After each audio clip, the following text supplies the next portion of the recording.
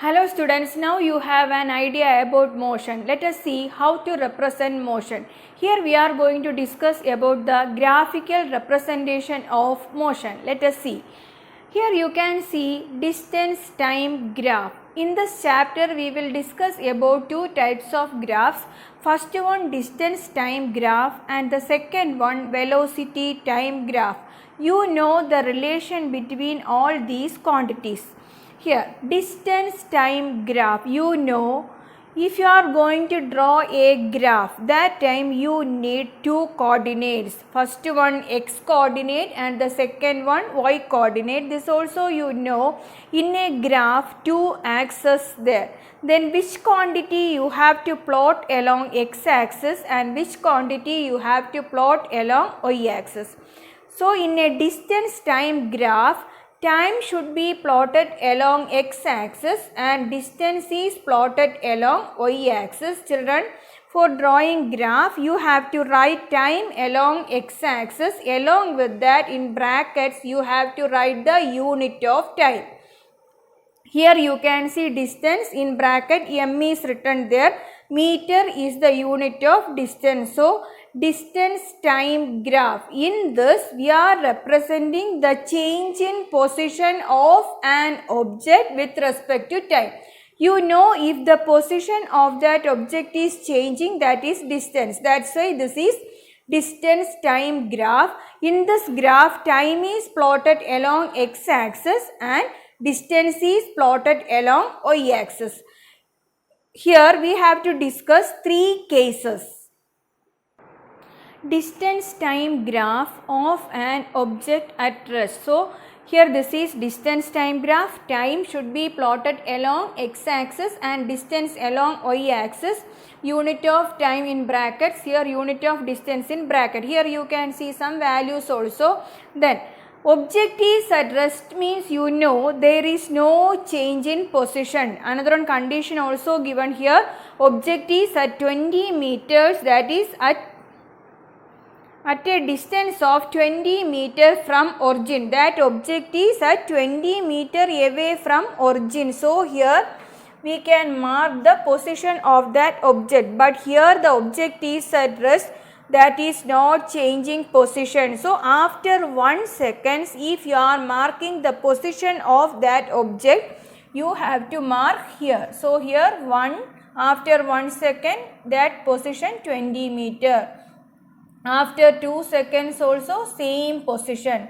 After that 3rd second also same position. After 4th second same position, like that. So for getting the distance time graph, you have to join all these points.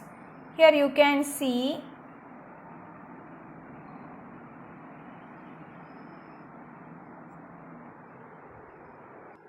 a straight line that is parallel to the time axis. So distance time graph of an object at rest will be a straight line parallel to the time axis.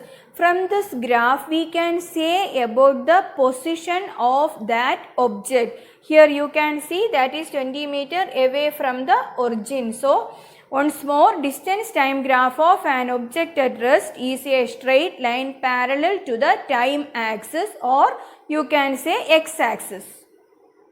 Second case, distance time graph of an object in uniform motion. You know, uniform motion means that object can cover equal distance in equal intervals of time.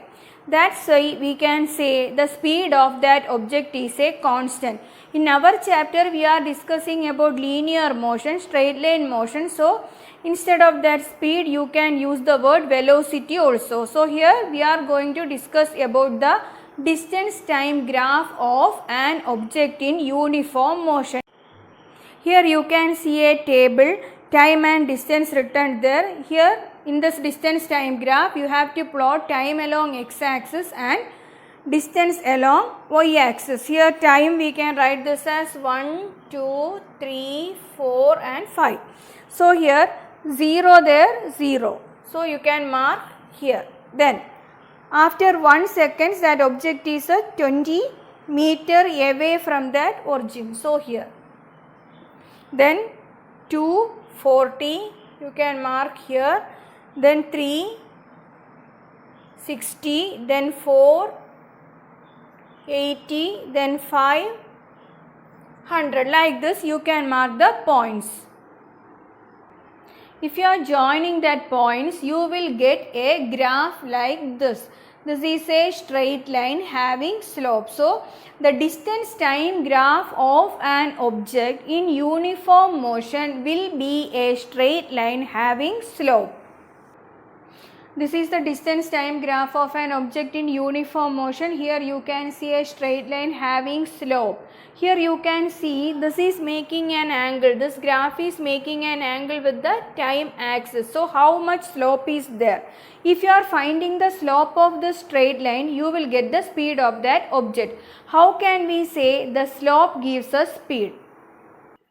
Here you can see the motion of an object is represented here, distance along y-axis, time along x-axis. I told you from the distance time graph we can say about the position of an object after this much time. Where is that object that we can say? Here you can see t1. At that time t1 you can see s1 is marked here, that is the position of that object. Then after some time you can see that is t2 represented here. Its position is represented by S2. Now we are going to consider this part of the graph. Now I am going to join this. Here you can see now we have a right angle triangle here. Okay, then how to find the slope of this graph? For that one equation here, slope is equal to change in y coordinate divided by change in x coordinate. Y coordinate means here you can see distance is plotted along y axis. X coordinate means time. So from this we can write about the slope. Change in y coordinate. Here change in y coordinate means distance is plotted there. First one position S1, second one S2. Change between these two values that we can write as S2 minus S1. Then the whole divided by, like that, change in x coordinate T2 minus T1. This gives us the slope. Then from this right angle triangle also you can write about the slope. There you can write, this is a right angle triangle. This is the altitude and this is the base. That you can write that slope as altitude divided by base. That is equal to altitude BC divided by AC. So from this you can say what is BC? BC, that is S2 minus S1 divided by AC, that is T2 minus T1. So S2 minus S1 by T2 minus T1, that is the slope of this graph. S2 minus S1 is change in position. So here we can write that as distance divided by T2 minus T1 gives you the time taken by that object. That we can write here as time taken. Distance by time, that is speed. From this we can say slope of distance time graph gives us the speed of that object.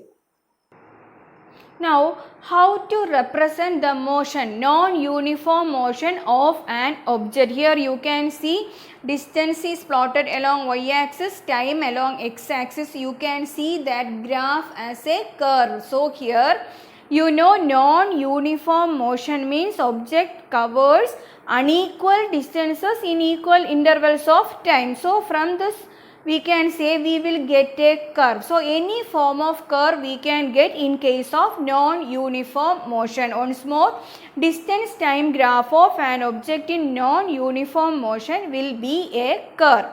So from this we can say, here also we can consider different parts of this graph. Then also we can find the slope. If you are finding the slope at different parts, from here you can say the slope will be a variable. Here the slope is not a constant. In case of non-uniform motion, speed of that object is not a constant.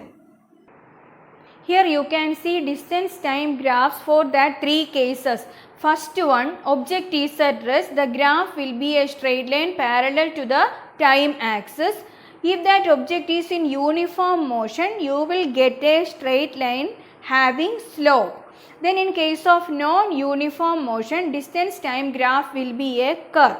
So here you know object is at rest means that speed will be 0, no speed. Here is position is not changing, that's why we can say no speed there. Then in this case speed is a constant, slope of distance time graph gives us the speed. If you are finding the slope of this graph, you will get the speed. Then from this graph, we can say about the direct relation between distance and time. You know, for linear equations, you can draw graphs. That time you will get straight lines there. That only happening here also. So, a linear relation is there between distance and time. Then in case of non-uniform motion, you know speed is not a constant, speed is a variable. I told you slope will be different here if you are considering different parts of this graph. But in this case means slope will be a constant. Here slope is a variable and here we can get non-linear relation between distance and time only. All these things about the distance time graph of motion. Next class we will discuss about velocity time graph.